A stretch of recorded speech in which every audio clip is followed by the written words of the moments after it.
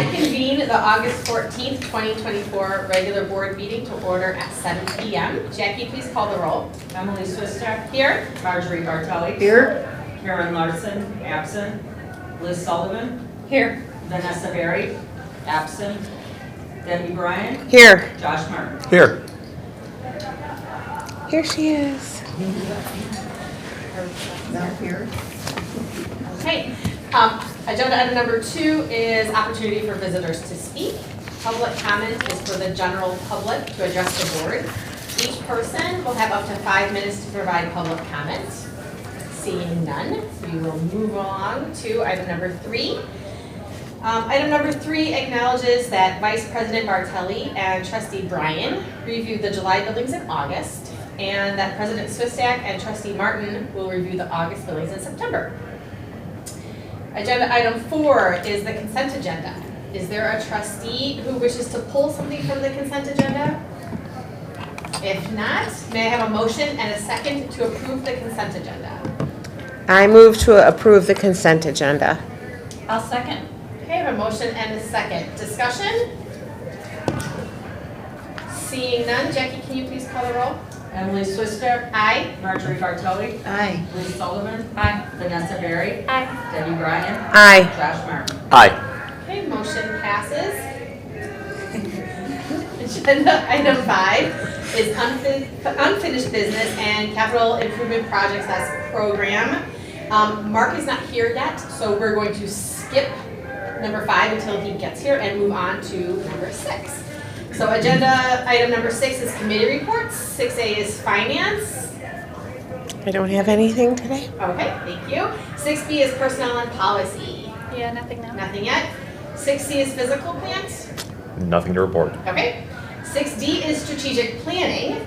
Our meeting for strategic planning is on Tuesday, August 27th at 7 p.m. It is the date where all but one trustee is able to attend. So it is Tuesday, August 27th, 7 p.m. Okay, thank you. And then 6E is the committee to review minutes. Officers Larson and Sullivan reviewed last year's minutes and fulfilled this committee's obligation. Therefore, this committee is now officially retired. Okay. Moving on to agenda item number 7, staff reports. 7A is director's report. Dr. Weinstein? Okay. So I just wanted to start out with mentioning the lovely oak room dedication that we just had for the Lisle Women's Club downstairs. It was really nice to dedicate a room that houses the important files of the Women's Club, photos, and just to honor them with a commemorative plaque that identifies the club as founding organization of the library. There are also other plaques down there. If you haven't been down there, they show the Women's Club presidents, and there's a typewritten letter down there dated February 14th, 1966 that came from the library's board president at the time, and it was to the Women's Club board president at the time, thanking the Women's Club for shifting their assets over to the library and kind of passing the baton to the library to manage the library. So it was really nice. So if you have a chance, go down there and take a look. They also gifted us this lovely book that's to represent just like knowledge and life coming from the book. So we were thinking about putting like an acrylic box around it and putting a little plaque on it and putting it down in that room. I think it would be nice. I think that'd be And great. if you want us to frame the proclamation, we can do that too. Perfect. Yeah. That would be So that was really nice. Moving on July 23rd, Illinois Representative Tara Costa-Howard visited the library and met with residents in the Ginkgo study room. In between her appointments, I spoke with her and her interns to talk about promoting public libraries in general and talking about things like offering license plate sticker renewals, our seed library, our art prints, even notary services, and even the Lightzilla. So she's going to visit us tomorrow, depending on the weather, and she's going to take some video of staff interacting with her with some of these features that I just mentioned. So that should be nice, and if it doesn't work out tomorrow, we'll do it next week. But yeah, and then she'll feature that on her social media. I'm also going to work with staff on a flyer that kind of highlights these features of the library too, and she can forward that to her followers. Moving on, Felicia Acosta, a licensed social worker at the Woodridge Police Department, called me recently to discuss ways her office could work with Lisle agencies, not just the library, on discussing ways to offer social work or counseling services to people in need in our community. So she is a full-time social worker at the serving Woodridge, but she also serves Lisle Township, and we happen to be in that kind of sector for her. We also talked about where social workers are placed in communities, and as I stated in my report, I'm a huge proponent of working with the expertise of professionals for any given situation, credentialed professionals. I also believe that the police department or EMT offices are the best place for, or even the county offices, to station someone in this caliber, especially in our area. And as you know, some libraries have employed social workers, certain libraries, larger libraries generally, and I do appreciate the efforts of those libraries of trying to tap into the social or counseling needs of their community. However, when a crisis or an emergency happens here, I really want staff accessing emergency responders to determine the best course of action for whatever happens here, because as we've experienced, the emergency or the incident, it could require a social worker, it could require a police officer, or it could require both. So having one hub where staff can just call and then talk about the situation and then they deploy who they need to deploy makes the most sense to me as director. And just so you're all aware, I also discussed this with all our department directors. We are all on the same page. I asked them just flat out, what are your thoughts on this? Because there is not a push, but there's some libraries who are really, supporting of this in their budgets and having social workers at their library. And then I know that there's many police departments and emergency responder departments who are like, we need them. And I really feel like it belongs locally with our police department, and I've had conversations with our officers, and I know that they're supportive of that, and that's a village thing, but I'm happy to offer a supportive letter or something like that, so that can get into their budget. So I just wanted to share that with you, and if you had any thoughts, let me know. And then just speaking of the police department, on August 6th, we had staff from Adult, Youth, and Circulation Services who stationed a table at the National Night Out event. That was at the Lisle Police Station, and it was a very chilly summer night, but there were hundreds of people in attendance there. I got to speak, like I said, with a number of officers, and it was Xavier, Angela, and Tiffany. They met with hundreds of residents and just passed out a lot of information about the library, so that was great. And then just lastly, there'll be more information in the next board packet, but the summer reprogram was a hit this year. I think we exceeded our numbers, obviously, from last year, but everybody did such a great job. I want to congratulate all of the departments. Everybody had a hand in it. The Olympic theme was great. So I'll have all the statistics next month. Yeah, thank you. Did anyone have any questions for the director? Okay, thank you. Assistant Director's report. All right. So the highlights of my meetings are going on this month. A representative from DuPage County from the election office came in to provide deputy voter registrar training for staff.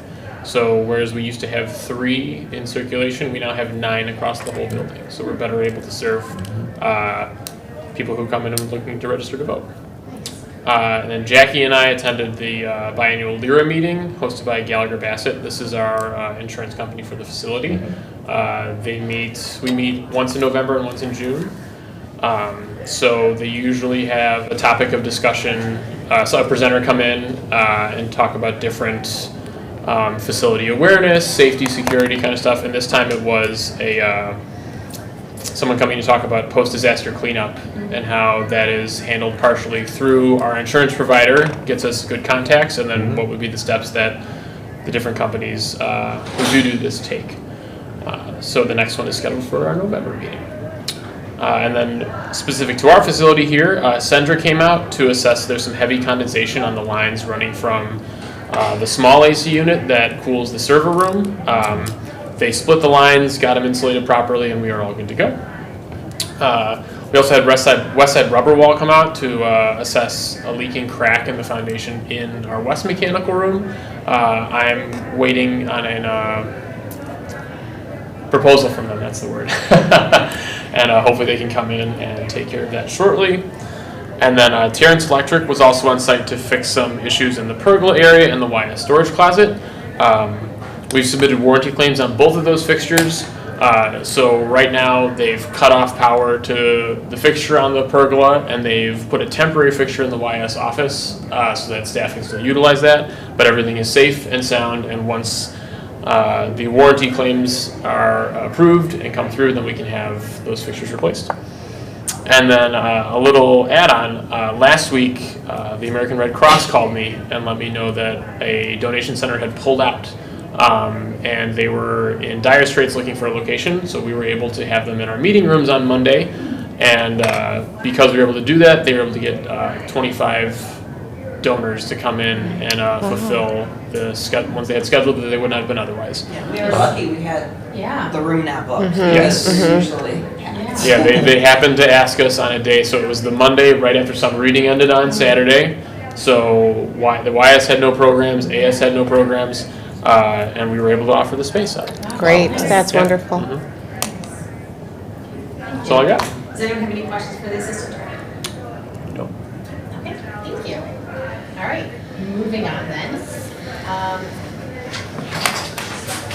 Item 8 is new business. 8A is to approve the tentative budget and appropriation ordinance 24-06. I need a motion and a second, and then the director can provide a summary.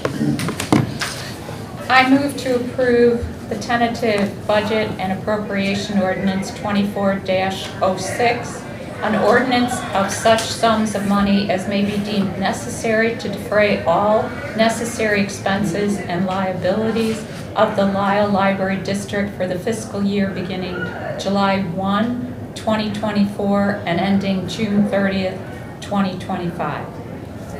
I'll second. I have a motion and a second. Director Weinstein? Okay, so there is an overview document in the packet, and I'm going to summarize it here before we get to the actual ordinance. We do this now at this meeting so that the 30 days for the public hearing next month, all of the information's out there, so bear with me. I'm going to go through this, trying to summarize it, and then if there's questions, you can either ask them at the end, or you can always forward them to me after the meeting, and then we have the whole month to adjust if we needed to adjust. So in general, the B&A is an ordinance that all Illinois taxing districts must adopt in order to spend the funding the library receives. So tonight we'll look at the tentative or the draft B&A, and a final draft will appear before the board in September for approval. So there is a budget column and an appropriation column on the ordinance. The budget column shows the board-approved working budget, and the appropriation column designates the approval to expend funds for any necessary obligations that extend beyond our budgeted categories. So to restate, the appropriation column is not our intention to spend that amount shown. It's an allowance to spend.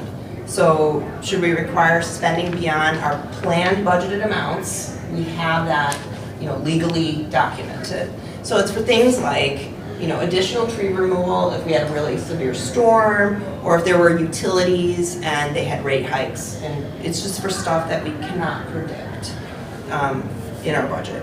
So there are 4 major funds that are recorded on the B&A, those being the corporate, IMRF, FICA, and special reserve. Now, some institutions simply just double their budget for that appropriation line. Some just give a percentage increase.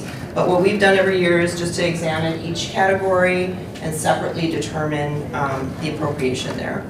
So at the end of the summary page, I'm not going to go over but in the packet it outlines the percentage increase in each fund along with the associated dollar amounts, just to provide some perspective. Because as you know, something can say it's 50% higher and it's only like $1,000 higher. So that's in that summary report. And then just before we look at the ordinance itself, the lines, I want to mention that drafting this B&A document, we are using pre-audited numbers with the year ending June 30th, 2024.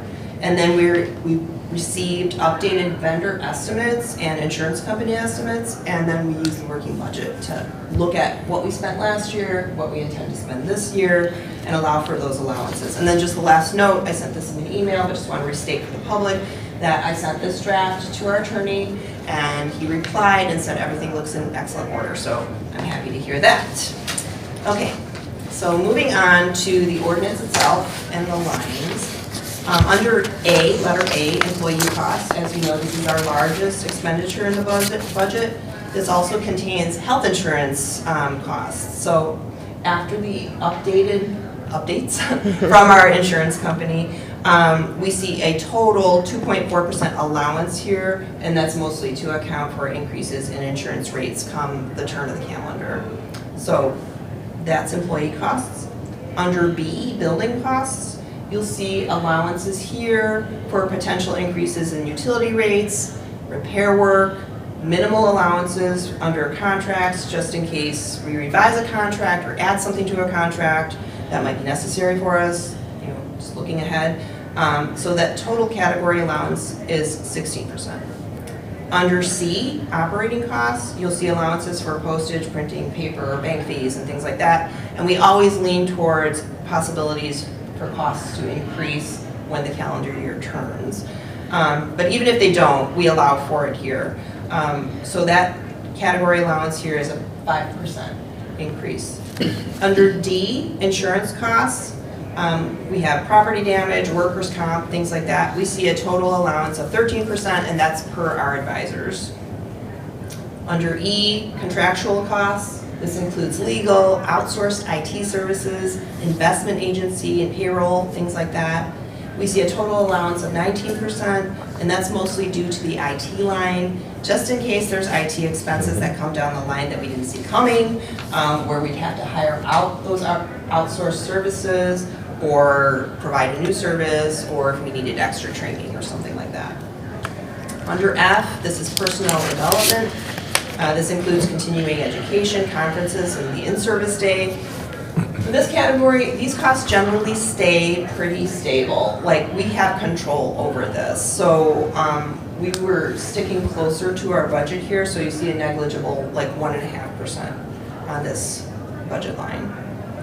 Under G, equipment, this category covers our Polaris catalog, technology hardware, minor equipment, and some maintenance that would be for that minor equipment. So we see a total allowance here of 8%. Should we require another piece of equipment, or if we wanted to add a new layer to Polaris or something like that, something that we cannot foresee but may come up.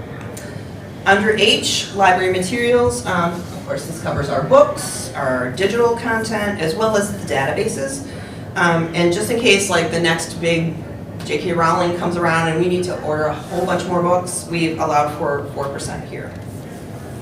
Under programs, depending on how far we get with the program space on Kingston, we may utilize it more for programming, or we may come up with a great idea down the line and say, hey, let's push forward a program. We allowed for a 27% increase there. Moving on to other expenses.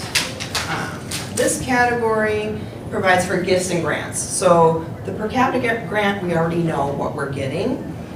So that's a known quantity, but just in case we receive monetary gifts outside, or if we put on a donation drive, the brick thing, something like that, we need something in this line to allow for the library to expend any funds that are gifted to us. So you'll see a larger increase there of 37%. K&L is, they remain flat. That's the debt certificate, that's already a stable number, and contingency, we've just historically kept it at the amount it is, and we've rarely used it. So the subtotal for corporate shows an overall allowance of 5%. Just below that, there's an allowance for transfer to special reserve shown as well. So this is an internal move from one fund to another. We budgeted $120,000 to transfer from corporate to special. But in this draft, it allows for a total of 500 in case we advance the Kingston project this year and need to move more funds to the project. So we might not do that this year. It might not, things might just take time, but we allow for it. So that's baked into the appropriation. Moving on to IMRF. And again, that transfer can also, that number can change prior to next month, depending on Mark's presentation. Moving on to IMRF, this shows a modest allowance of just 3%, and that's per our advisors. And then FICA is a set percentage of 7.65% of our salaries. So I think in the document you have, it totals out to 7.8% specifically, but that's a set Social Security number percentage. Then we get to Special Reserve Fund. We used the working budget numbers here and went very conservative. I used Mark's preliminary numbers that he has in his report. Again, his numbers are very conservative. After meeting with him, Will and I met with him, and he just beefed them up, and then the board can have further discussion. This also would include, should we go for any grants, so that if we still have to determine what grants would be, what we'd be eligible for. We have to have those conversations with the board, but this allows for that as well. So we could increase it more if we think, after Mark provides his presentation, we could increase this more, but we'll wait to hear back from him. Okay, moving on to the last page, section 2. Again, this is just a reminder that all of these numbers are estimated numbers, they're not audited numbers, and the language on this section comes from our attorney. Letter A comes straight from that number comes straight from the end of the fiscal year treasurer's report. That's already a set number. B comes straight from the revenue portion of the working budget, less the transfer to special reserve. C comes straight from the expenditure portion of the working budget. And then D is the little calculation. It's A plus B minus C equals D. Okay. E comes from the tax revenue in the working budget. That's just to let everybody know the taxes we receive. And then F is the estimated desk income, the interest received on our funds, grants, and gifts. Okay. And then section 3 is just the total appropriation number off the previous page. Section 4 is just boilerplate ordinance language, B&A ordinance language from our attorney. And then section 5 simply says that the board has approved of the ordinance and when it was adopted, and again, we'll do that next month. Thank you for your patience. Thank you for the explanation. That's a lot. It was a lot. I know it's a lot to digest, and if there are questions, we can talk about them now. If you have further questions, you can email them to me. Just one quick question. The Polaris, I know we've talked about that being on-prem versus cloud-hosted. Is that percentage enough? Like, how often do we evaluate that full technology stack to make sure that, you said adding a layer, Yes. Sounds like that would be more than the 4 or 5% that's in there, but is that something that's necessary for our patrons right now, or is it merely just a contingency sort of plan? So in the budget, when we approved the budget in May, the big layer we talked about prior, that is built into the working budget. Okay. So that's there. Got it. So the extra quote unquote mystery layer Right. is if Polaris rolls something out that we might want to add, they're always adding this and that feature. It's just, like you said, it's a contingency. Like, if something comes out, we think, yes, we want this. There is a built-in percentage there for something like that. And not the bigger layer we're talking about, the more expensive layer, that's like their main product this last couple of years. Any other additional layer, sometimes they're very inexpensive, like a couple $1,000s or something like that. That's good. How do we differentiate where that interfaces with the rest of the technology equipment on that, like the second budget line? Like, is there what's the definitions of technology as it relates to Polaris versus the second budget line there?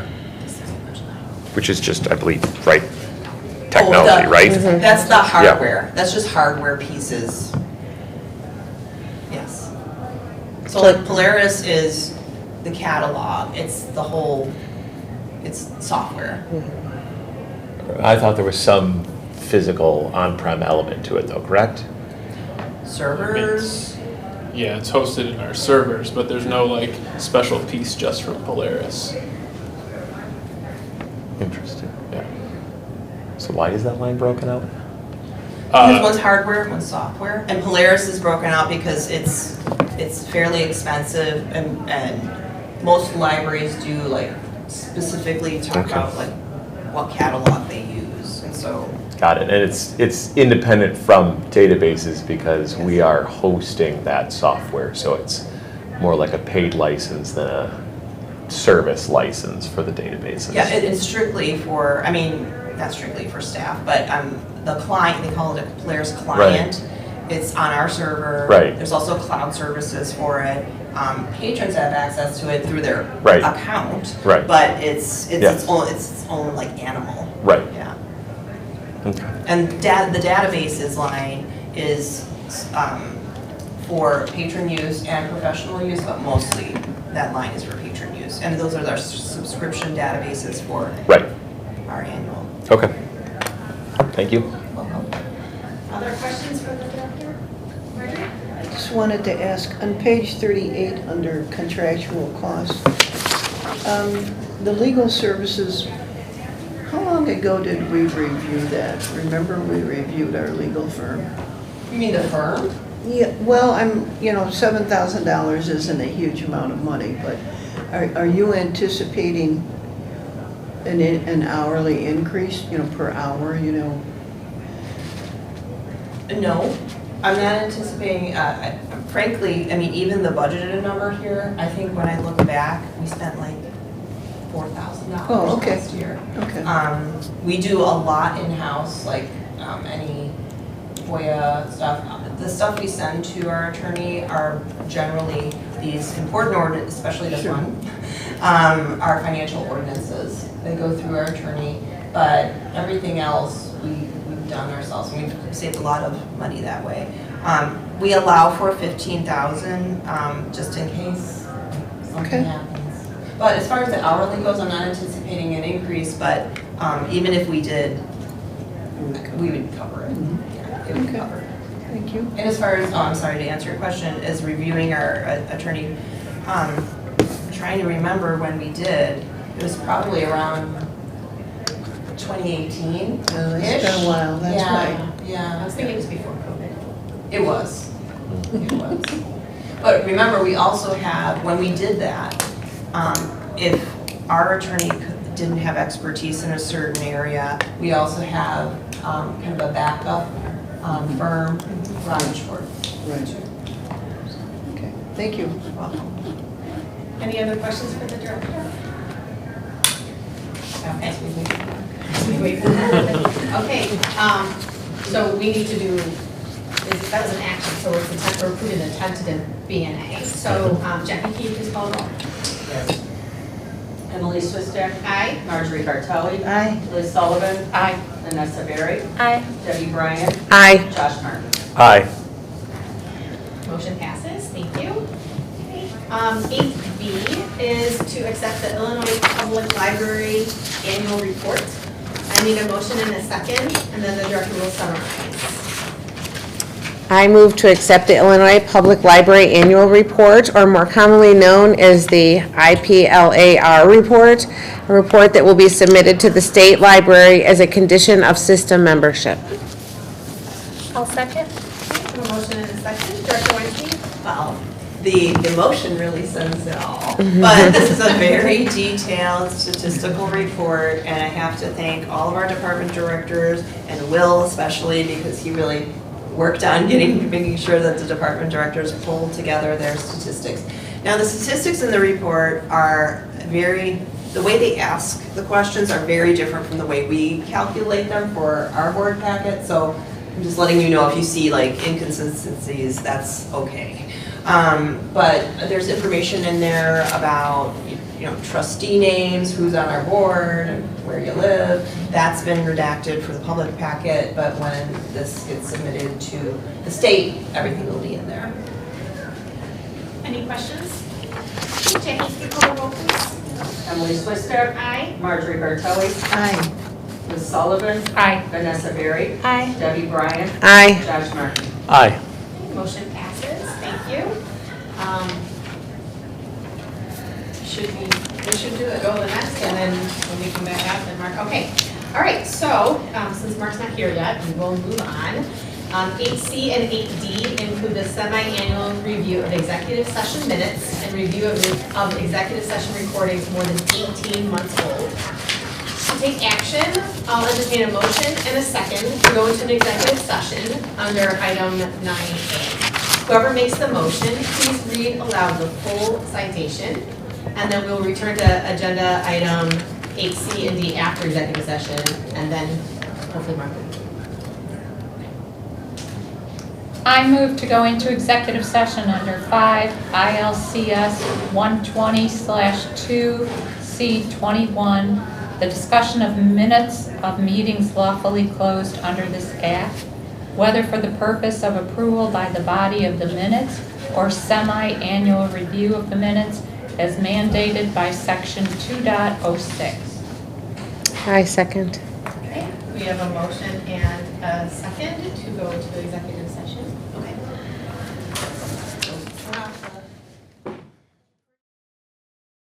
We are now in open session at 7:41 PM.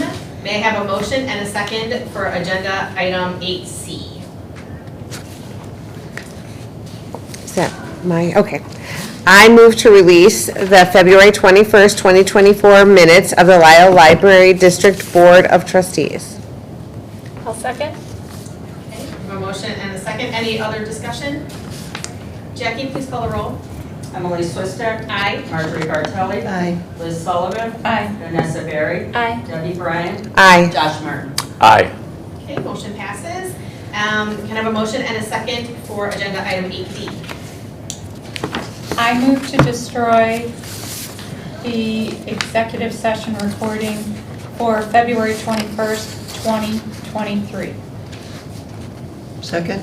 Okay, I have a motion and a second. Any further discussion on that? Okay, thank you. Jackie, please call the roll. Emily Swister. Aye. Marjorie Bartelli. Aye. Liz Sullivan. Aye. Vanessa Berry. Aye. Debbie Bryant. Aye. Josh Martin. Aye. Okay, motion passes. Thank you. Okay, Mark Rogers is here, so we will be moving back to agenda item 5, which is unfinished business and the capital improvement project/program. Item 5A1 is the monthly program status update, and 5A2 is the vacant lot planning discussion. Mark, will you please begin discussion on these items? Thank you again for the flexibility, so appreciate that. Quick update, I believe this will be probably the last formal, unless different questions are asked, or else closeout presentation on the North Main Entry Capital Improvement Project. The short story is Camosi's been paid out. They're sending over their final lien waivers. We saw the second to last one yesterday hit. And with that being the case, we are projecting that we're about $114,000 under budget from what was approved years and years ago. I think I don't have the date on there, but I think that was sometime in 2021, if that corrects me. Right around there. 1, 2, yeah. Yeah, so kudos to the library team for handling that, Mr. Jackie for handling all the invoices through the closeout period, so appreciate everyone's patience in that. The good news is we got it closed out, we're on the project, and we're now moving on to the next ones. Any questions on that project before I move on? Okay. In terms of general capital improvement, executive summary, we've got the bids out right now that publicly was released on the 13th, so yesterday, for 2 separate bid packages, one being the condensing unit project, which is going out with, basically you're gonna get a price for each of the condensing units, and you'll be allowed to mix and match, let's call it, to the library's benefit of what gets awarded. So you'll have a number for each one, and we have an add-alt that we've requested from the contractors that provide a deduct or a credit if all 4 are done at the same time. And so we have some flexibility there. For the BAS system, that's also out, separate contractors, because it's a different type of contractor. But they're both due right after the holiday. We tried giving enough time that they could probably do most of the work before the holiday, take the holiday off, and then still respond. We will monitor contractor responses over the next few weeks to make sure that we're holding those dates and that they're actually going to submit bids and they're not scared by it being the 4th when the holiday is the 2nd. But I fully anticipate we will have bids in time for the next board meeting, which was the goal.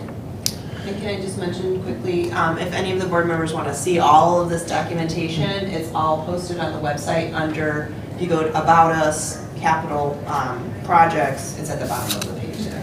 And it was published in the paper, and on top of that, we're also reaching out to known vendors that might be interested in this, just to make sure that it's out there enough that people know about it.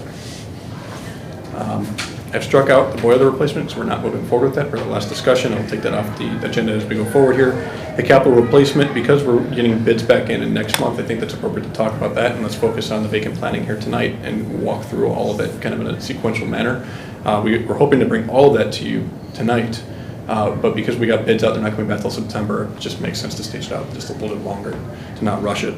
A vacant lot planning we'll talk about a bit further, and I did update the overall schedule that we're kind of monitoring against to reflect that we're getting bids and reviewing those in September, not August. Jumping into vacant lot planning. What I'll start off by saying, and not going to read through this whole thing, is we are taking a conservative approach for budgeting at this point in time. We don't have a design, we don't have engineers on board, we don't have any pen to paper other than our, the little block diagram that's in the bottom based on our discussion. So I do believe there is, this is a conservative approach, and that if we are going to be moving forward with things in a feasibility study, you're going to find some savings, let's call it. And I don't call it savings because really it's just aligning to a budget. Once we get to a project where you're approving a budget after feasibility study, that's where, during that process to get there is when you're looking and saying, okay, is it really going to be $590,000 for just the park? Well, what are we running into topography-wise? What are we running into, I'll call it zoning issue-wise, or whatever else? That's going to be played out in feasibility study. And so what the approach that we typically recommend taking is you go into a little bit of a conservative understanding what a guideline might be, knowing that, and I think the press board members remember this, we had some wild swings in numbers or ranges in numbers from when we did the renovation project. It's to give you at least a sense of what the cost could be, so you can make an educated decision on whether you want to spend money on a consultant to go and start designing things with the intent that we want to scale this back or up or whatever else. We don't want to go in saying it's going to be $2 when it's really going to be $4. That's the bottom line. So with that being said, you can see the bulk of costs we believe is really in the building construction costs. I've provided a little bit of breakdown on the second page for the outdoor program construction cost. You can see the 452,000 ties up to the number roughly, you have to add in contingencies and permit costs and things like that. But that, You're on 2? Yeah, I'm sorry. So that is within the building construction cost. You have minimal professional service costs. That would be things like your topography, your survey, your geotech, your actual park designer, things of that nature. CCS, if we needed to be involved at some level, hopefully just kind of, I'll call it PM light to cut back on costs for the library, and then a contingency in there. I'll walk through the detail of that, but what I also wanted to state is that the pedestrian bridge is a big unknown too.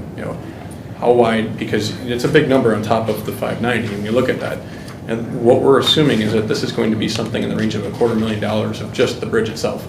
Now, we all know that when you go into a forest preserve and you see some little bridges over creeks and things like that, those are not $250,000 bridges, but we don't really have a sense of what that is, what the concrete embankment might be, what the span is going to be. We do know from topography, when you start, if you're in the parking lot and you have to go across the vacant lot, you're actually going up in elevation. So you're going to have, the bridge is going to kind of elevate and slope, which is going to elongate it. And on top of that, you're not only paying for the bridge, but you're going to have to rearrange some of the parking that's out here right now. So that means you're cutting concrete curbs, you're putting new concrete curbs in. You might be redoing some of the stormwater drainage. So we wanted to factor that all in at this point, at least to give a little sense of what this could go to before you start launching on how do we scale this back. So again, add those two numbers up, you're approaching that $1 million mark, just knowing that it's conservative at this point. And this isn't taking into account if we went for a grant to help with the project either. Correct. So. Right. So this isn't taking account for any funding opportunities that you might have available to the library. Walking through what's driving the cost, you can kind of see in the breakdown, this is on page, on the bottom left of your page, it says page 4 from CCS's report. We have some decent costs in here for what I would call the GC overhead and profit. I'm assuming for a project like this, especially if you're going to get a bridge involved or something like that, you're going to go out to a company that can handle the whole project, like a Camosi did for your renovation. And when they're here on site for 4 months, 5 months, whatever else, there is a fee associated with that labor. We can look at different delivery methods and parceling things off to try to cut back on some of that overhead costs, but if we're looking at it, almost $100,000 of the 452 was attributed to, I'll call it, the general conditions, the requirements of getting a contract out here, site supervision and coordination. That's a pretty big chunk for a project of this size. Beyond that, everything is kind of split up between a little bit of concrete, a little bit of furnishings, your playground equipment, electrical, earthworks, and exterior improvements. But it's not one thing that's really driving everything. It's kind of the fact that you have miscellaneous parts, and then on all the stuff, let's call it, and then on top of that, you need someone to supervise it. So that's what's driving it together. Again, the bridge crossing, you can kind of see what we have here. And just for those who weren't part of the planning process for our renovation project, when we do budgets for construction cost, we always include a design contingency. Again, that's because we have no drawings. And that number will go down as we get drawings, and that will typically be attributed to things that are above the line. The escalation is assuming that we're doing this out a year from now, and that we're going to have 4 or 5% escalation over the next year, 18 months, whatever this might be. General conditions is what GC stands for, overhead and profit. That's that supervision item that I mentioned. And then you have the bond cost and insurance cost, which is somewhat minimal, but it's usually a percentage that gets applied from the general contractor. So all of that builds up to what these numbers are, and then on top of that, you can see in the next page, page 5, this is where the bridge is not included. Under building costs, the 484 includes $9,000 for permit costs, which quite frankly, that did get waived for the renovation project, at least a significant portion of it from the village. They were kind enough to do that. You will still, I would think, have some cost because we'd be going, most likely if you did like a bridge type approach, you would have to modify your existing lot, which is under a PUD, plan unit development. So you'd need to go to the village and have them approve a modified PUD. So some minimal cost in there potentially. Your construction costs we just talked about. As for those who were part of the original planning process, you'll be aware of the change order contingency. That's trying to take a conservative approach that you're going to find something that you need to deal with during the construction process. And then you've got your professional services, primary consultants being the architect, the engineer, whatever else that you might use. Specialized consultants being the geotech, the engineers, and other professional services, owner-provided services would be like your insurance costs and things like that the library would need to take on in addition to their general liability policies you have. So we're trying to factor it all in, and on top of that, we have the 5% owner contingency, which is what we tracked against for the whole renovation project. Any questions on how this is built up, at least at this stage? More a question on the selection of the bridge itself. Was that a design choice based on preference, or is that because we need to maintain some water runoff drainage considerations there versus like a grading build-up path alternative? I'll answer that. Yeah. We talked about it at one of the board meetings that you weren't at, and we talked about how we liked the idea of potentially having a bridge that would be in line with our south entrance, so that it could be kind of across there. And so we actually drove the bridge idea. The board drove the bridge idea. So we wanted it accessible from the parking lot instead of having to walk around. Drainage there, like that's why it has to be a bridge. Thank you, that's the Because there's question. that, Yes, no, I understand the access. I get Yeah. your question though too. While the bridge I think is the solution that would ultimately, if we're going to go and investigate this, I think the bridge is something that would actually work from a stormwater perspective. There would be a potential to do, a greater extent of earthwork, let's call it. Right. I'll call it dam up and trench underneath it and have some sort of stormwater revised and have like an overland passage, which I think you're looking at. There's still going to be some cost associated with that. I don't know that it's going to save too much on the bridge. Okay. But I think what we could do is work with someone that can do both options and say, okay, here's option A, here's option B. If we know either one's going to cost some dollar amount, let's see which one's more cost effective at that point. Okay. Yeah, we had a conversation about just the entrance to it, if everyone had to walk out of the library and then walk up to Kingston on the sidewalk and then go in, and so then is there a way to access it just from our parking lot, and then that's how the conversation went. No, I agree completely with that. Just didn't know if it was an absolute desire that we have to have some kind of, like you said, large span, or if it's simply a matter of stormwater runoff and civil engineering, or there's other options. But I agree completely. The up and around sidewalk is not the best access option. And it still would be accessible from there, but we wanted it to be more. Right. No, I agree. Dropping off equipment if we I agree completely. It's more of the method of access than the reason for access. And I'll bring it up now, actually. If you go back to page 3 of CCS's report, you can see there's 2 arrows in the north, things like going south. And the reason for that is just to talk about, we know the desire is to get the bridge, if there is a bridge, aligned to the entry. And that's why that 1 arrow is there. If you look at the topography, you're actually going up somewhere in the neighborhood of 5-ish to 6 feet at that point, which means you have a very long bridge. Whereas if you go further to what would be the west, that second arrow pointing down, you're only going up maybe 3 to 4 feet. Right. That's half the span that you need to go to Right. keep accessibility. So that's also something that if we were to go down this path, maybe it's not directly, I know we all want it there. Maybe that just means we have to do more earthwork around things. We'd play with that, but I want to be open to, it's somewhere on that south side. It might not be dead center, but that'd be the preferred option. Yeah. And Okay. you had mentioned when we were meeting in our offices that, I mean, this is gonna be an engineer's, I mean, they're gonna tell us what's Right. possible and Right. what's Yeah. gonna cost like exorbitant amounts of money. Right. So- Right. Yeah.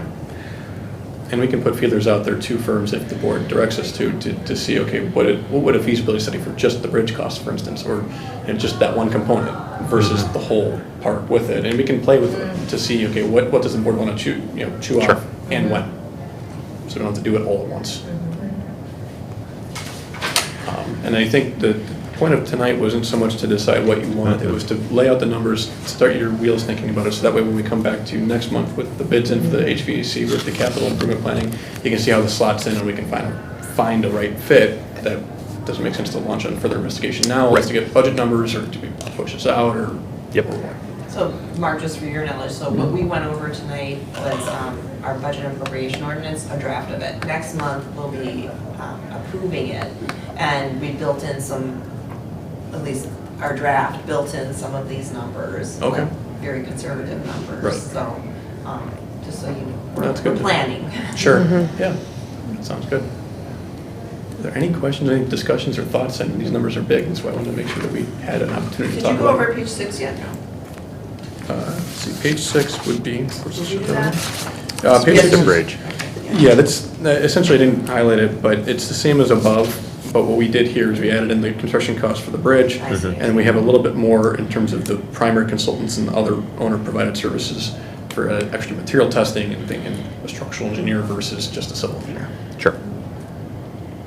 Have you, I know you answered this to me, if you could talk to the board about some of the grants for things like this, OSLAD and things like that. Yeah, so there's actually a few different things that are out there that we'd want to investigate further and see, okay, is there, let's call it park components, and I've even seen some stormwater type things that we maybe look at to see what components can we break out. Now, when we do that, and if we do it, we try to track those costs separately from the overall project, and when we go out to bid, you'd get a bid broken out by those different parts and pieces.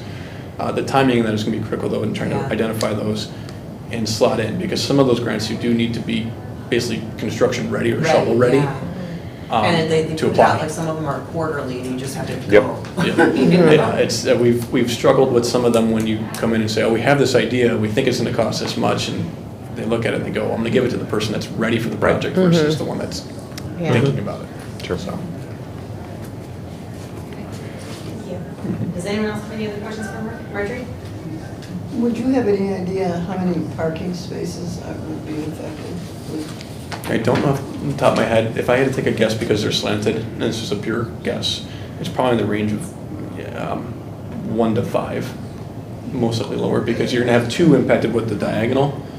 It just depends on how wide you want that kind of platform to be that they come on. So I think it's So you 2. would still have parking on either side of the crossbridge? Correct. And then we would be, because we do programming on the Kingston lot, all of the parking on the east In side the east side. is open. Oh, yeah, that's true. That's a lot. Because that's where we do our programming now. Right, So that would right. be all open for parking. And that would be one of the factors that the village would want to see for the PUD, because anytime you touch parking counts in an approved PUD, they want to reapprove the PUD. Right. But again, if we're talking 1 or 2, Yeah. hopefully that is looked at kindly. Thank you. Any other questions for Mark? Thanks, I Mark. feel like I have to stay now since I came late. I have to stay. Just like stay for the adjournment. Wonderful. Thanks, Mark. All right. Thank you so Have much. a good night. See you next month. See you next, yes, I'll be here. Back to regular schedule, right? Yeah. All right, we're good. Thank you. Good night. Okay. Item 10 is the opportunity for trustee comments. I'm going to start with trustee Bryan. Oh, gosh. I know, Sorry, well. you were right No, there, that's so I okay. just looked straight I at know, it's fine.